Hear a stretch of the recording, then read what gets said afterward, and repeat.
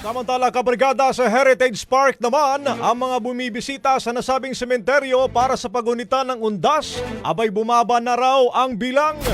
Brigada Ann Cortez, ibrigada mo! Brigada Live Report. Umaabot na lang sa mahigit 5,000 ang bilang ng mga bumibisita rito sa Heritage Park. Matatandaan, kahapon sa ganitong oras ay nasa 20,000 na ang bilang ng mga bumibisita sa kanilang mga mahal sa buhay. Pero sa kabila nga ng pagbaba ng bilang ay tiniyak ng pulisya na mananatili pa rin sila sa naturang lugar para bantayan ang kaligtasan ng bawat pupunta rito. Sa kabilang banda, inaasahan din ng ilang security forces sa libingan ng mga bayani na bababa na ang bilang ng mga bibisita rito.